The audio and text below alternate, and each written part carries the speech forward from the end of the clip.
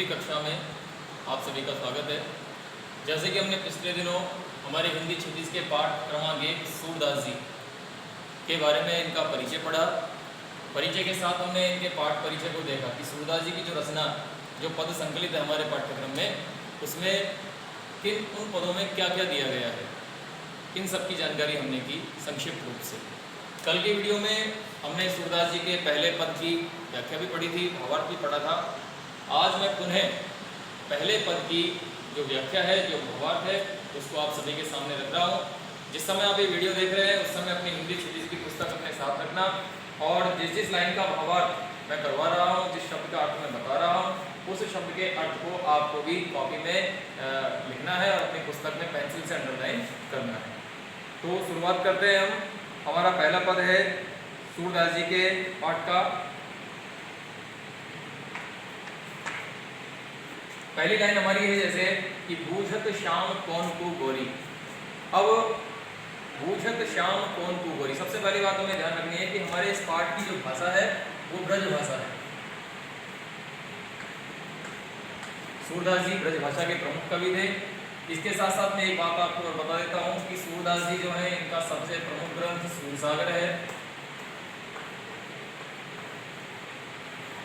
वैसे 3 ग्रंथ थे इनके, सूरसागर, सूरसारावली और साहित्य लहरी, लेकिन जिनसे इनको प्रसिद्धि मिली वो इनका प्रमुख ग्रंथ है सूरसागर। इस पूरे सूरसागर में सूरदास जी ने श्री कृष्ण की जीवन लीलाओं का वर्णन किया है। तो हम पहली लाइन पर चल रहे थे कि बूझत श्याम कौन तू गोरी। अब इसमें सबसे पहला शब्द आ रहा है बूझत। बूझत ब्रजभाषा का शब्द है, इसका अर्थ हुआ है पूछना। श्याम यहाँ श्री कृष्ण को कहा गया है कि बूझत श्याम कौन तू गोरी। श्री कृष्ण ने जैसे ही राधा को देखा, मैंने पिछले पाठ परिचय में आपको बताया था कि पहले पद में श्री कृष्ण और राधा के प्रथम मिलन का वर्णन है कि जब शुरुआत में श्री कृष्ण और राधा मिले दोनों, तो उनके आपस में दोनों की क्या बातचीत हुई। तो जैसे ही श्री कृष्ण ने राधा को खेलते हुए देखा अपने घर के आंगन में, तो श्री कृष्ण ने पूछा कि बूझत श्याम कौन तू गोरी, कि हे गोरी तुम कौन हो, कहाँ रहती काकी है बेटी, तुम कहाँ रहती हो, किसकी बेटी हो, देखी नहीं कबहू ब्रज खोरी। ब्रज खोरी, ब्रज खोरी शब्द का अर्थ है ब्रज की गलियां। ब्रज खोरी शब्द का अर्थ है ब्रज की गलियां। तो श्री कृष्ण जी कह रहे हैं कि कहाँ रहती काकी है बेटी, कि तुम कहाँ रहती हो और किसकी बेटी हो, तुम कहाँ रहती हो, किसकी बेटी हो।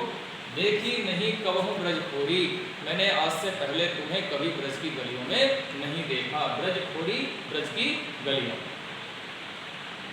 राधा ने जैसे ही सुना, श्री कृष्ण जी ने कहा कि हमने आज से पहले तुम्हें नहीं देखा ब्रज की गलियों में, तो राधा कह रही है कि काहे को हम ब्रज तन आवती, काहे को हम ब्रज तन आवती।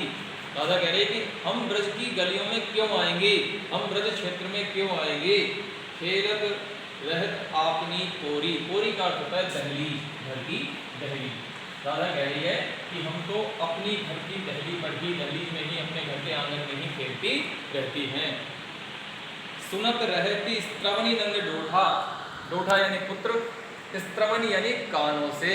राधा कह रही है कि हाँ, मैंने अपने कानों से सुना जरूर है कि नंद का पुत्र है, नंद का लड़का है, और करत फिरत माखन दही चोरी।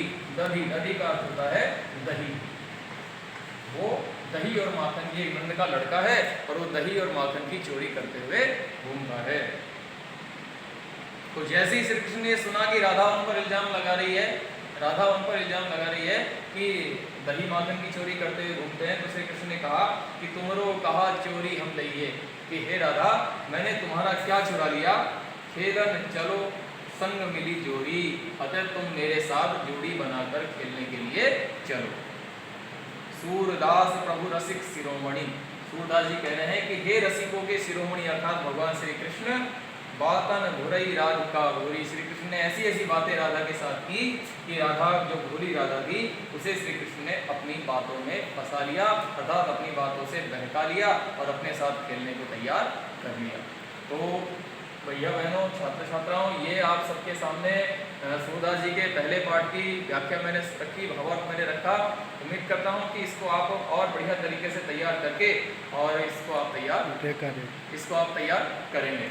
अब आज के इसमें गृह कार्य में आपको क्या करना है कि जो कठिन शब्द मैंने इसके लिखे हैं और जो पुस्तक में आपको नजर आते हैं, क्योंकि पुस्तक में जो शब्द अर्थ दे रखे हैं उनमें बहुत कम दिए हुए हैं और अपने पाठ के बीच में अन्य शब्द भी आएंगे।